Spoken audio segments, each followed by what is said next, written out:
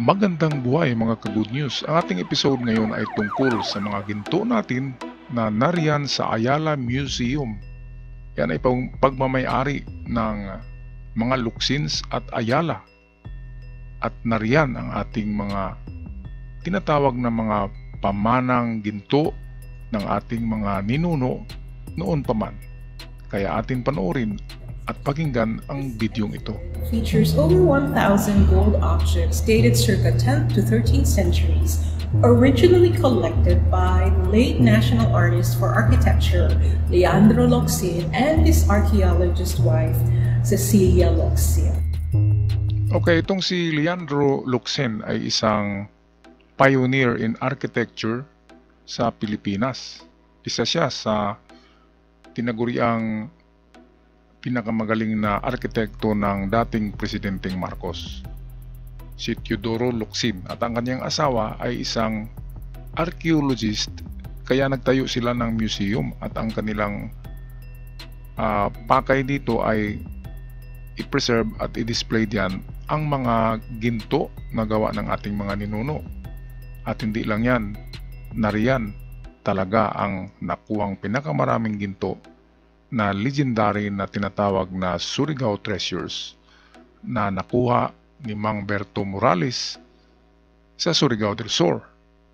Kaya patuloy natin na panoorin. Narito lahat ang koleksyon ng mga nakukuhang historical gold na nabili ng Ayala Museum sa mga nakakuha nito. The archaeologist and art historian Dr. John Miksic describes his collection as perhaps the country's greatest tangible heritage that can stand comparison with other gold collections in the world. The exhibition celebrates the sophisticated cultures that flourished in the Philippines before Spanish colonization in the 16th century.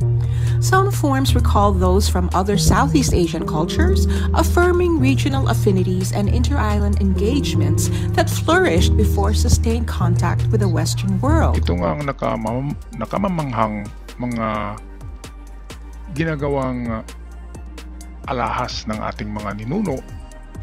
Ang iba dyan tinatawag na mga Eurasians, mixed of Eurasian and Asian. Ang iba dyan ay gawa talaga dito sa Malayan or Malay, sa ating Malay Peninsula. Ang iba dyan ay Austronesia or itong from Australia to Hawaii to Indonesia. At ang lugar na yan ay yung tinatawag natin na Maharlikan Empire na nag-produce ng napakaraming ginto na katulad niyan ancestral gold. Ang iba diyan ay tinagurian na Tajian gold or D'Italiano. Kaya lang medyo napasama pakinggan kung tawaging Italiano. Kaya Tajian na lang yung ating mga ginto ng ating mga ninuno. Ito yung nakukuha ay iba dyan kay Mang Berto Morales, at ang origin niyan ay dito daw yan sa Indonesia, Malaysia nang galing ang mga alahas na yan. At ang ating mga ninuno naman, ninuno ng ating mga ninuno ay galing talaga yan sa Malayan Peninsula, at ang iba dyan ay galing sa India. Kaya ganyan na lamang kaganda ang pagkagawa ng goldsmithing kung nakikita nyo mga katiyats. Ayan. Pakinggan uli natin ang curator. Ritual vessels used by the pre-colonial Datu. The most spectacular of these gold accoutrements is this torso ornament. It is a torso ornament meant to go across one shoulder, across the body, and originally it had a red cabochon finial that is now missing. One side has a slit, perhaps to accommodate a dagger or a weapon. This massive gold chain is arguably the most spectacular object from the treasure trove known as the Surigao Treasure, Ayan. accidentally recovered in 1981. Okay, yan yung pinakamabigat na tinatawag na belt ni or sinturon ni Mang Berto na napulot niya. Yan daw ay tumitimbang ng nasa 8 kilograms yata yan. Or kung nagkamali man ako, yan ay 20 kilograms. Mabigat daw yan, sabi ni Mang Berto. At nandyan pa rin yan hanggang ngayon sa Ayala Museum. At kung nakikita nyo, ang ganda-ganda ng pagkagawa. At parang hindi gawang Pilipinas. Parang napaka-advanced ng technology sa paggawa nito. It weighs almost 4 kilograms and consists of an inner loop and loop chain with an outer skin of Ayan, 4 kilograms lang pala. Tama tayo ng unang sinabi. thus forming a squared profile. It is the only known example of its kind and weighs more than the entire gold find of over 1,000 gold objects from the 7th century site of Ok Eo in present-day Vietnam.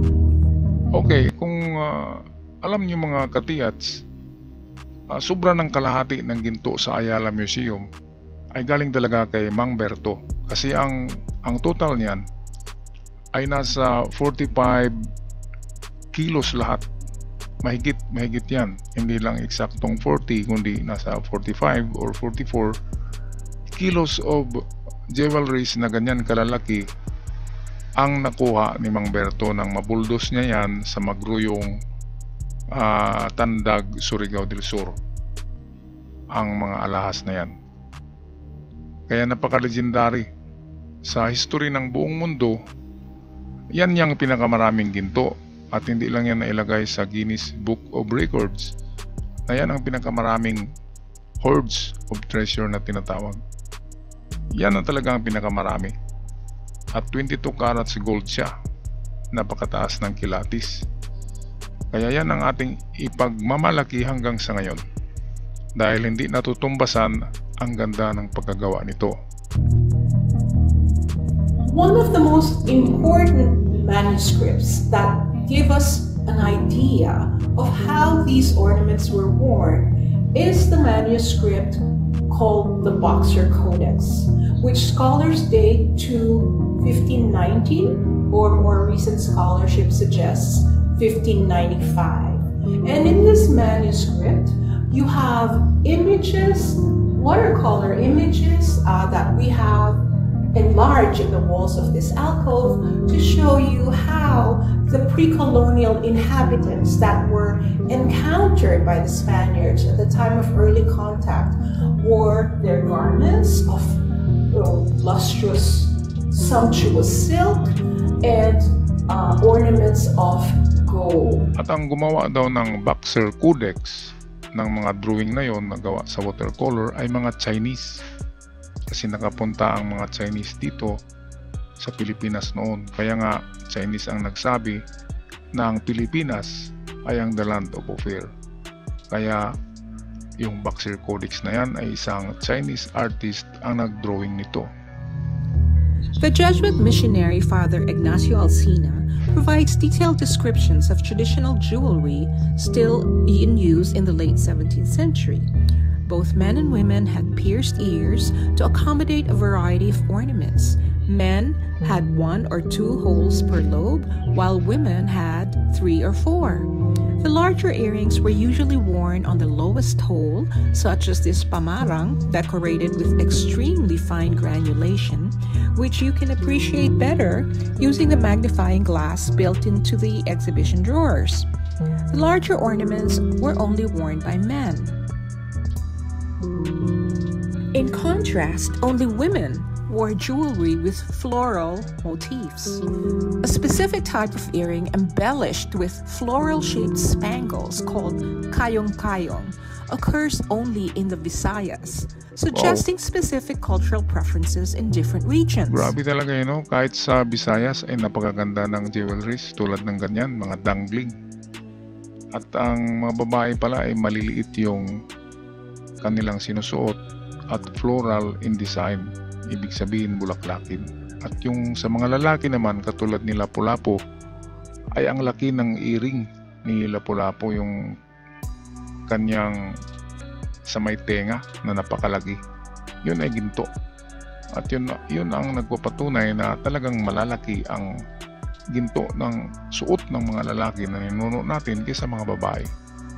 Ito naman yung kinari. Ito yung ibon legendary ibon, legendary bird sa Hinduism yata ito.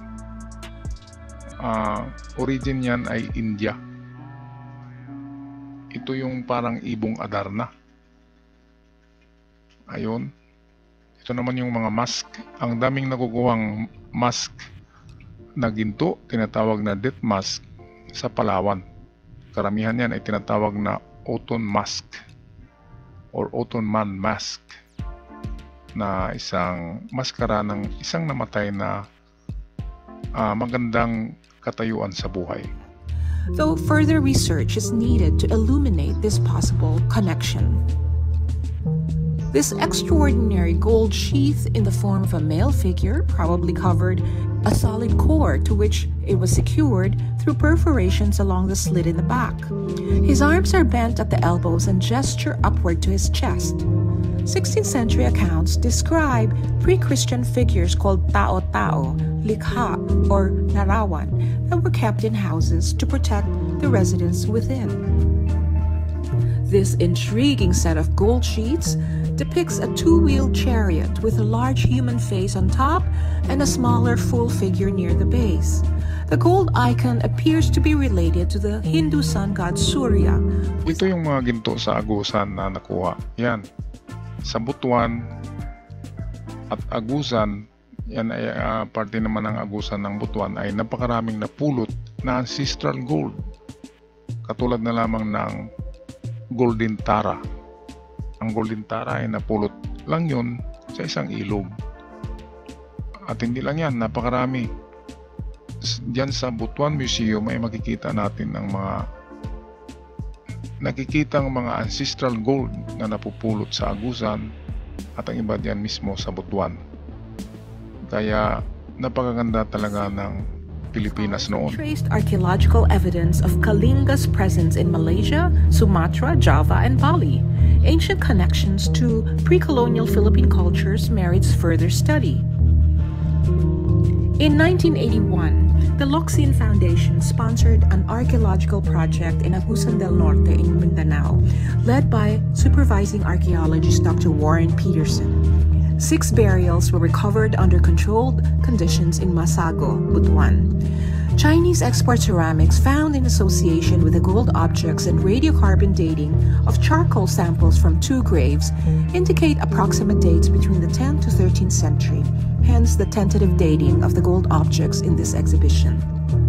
After death, spiritual forces were believed to travel in and out of the body through the fontanel or openings such as the eyes, nose, and mouth. Ito na yung sinasabi ko na the Oton mask sa Palawan. Nakuha ito sa Oton Cave. Ayan, yan ay mga maskara ng mga namamatay na mga ninuno natin sa Palawan. Kaya ibig sabihin ay napakayaman ng kultura ng ating mga ancestors noon. Pre-colonial time yan. Hindi pa dumating ang mga Kastila. Ang Pilipino ay nagsusuot na ng ganyan kalalaking mga ginto. Upon death. I hope you enjoyed this short introduction to the exhibition entitled Gold of Ancestors Pre-Colonial Treasures in the Philippines. There is more to see and learn in person, and we hope that you and your family and your friends will visit Ayala Museum often. We as a people have much to be proud of as we recover rare fragments of ancient splendors and reinsert in our collective memory these extraordinary treasures from our half-forgotten pre-colonial past. Ayan, maraming salamat Ayala Museum sa inyong pagpapakita at pagpapalabas ng ating mga ancestral gold na yan. At dito makikita natin talaga kung gaano kagaling, kayaman ang kulturang Pilipino nang hindi pa tayo nasakop. Ang ibig sabihin yan ay talagang mayaman na ang Pilipinas, at hindi lang yan doon sa Boxer Codex dahil Chinese ang gumawa ng watercolor na yon ng mga tao na nagsusuot ng ginto sa Pilipinas, at Chinese na rin ang nagsabi na ang Pilipinas ay ang Ophir. Kaya na-record ito sa libro ni Pigapita na isang biographer ni Magellan.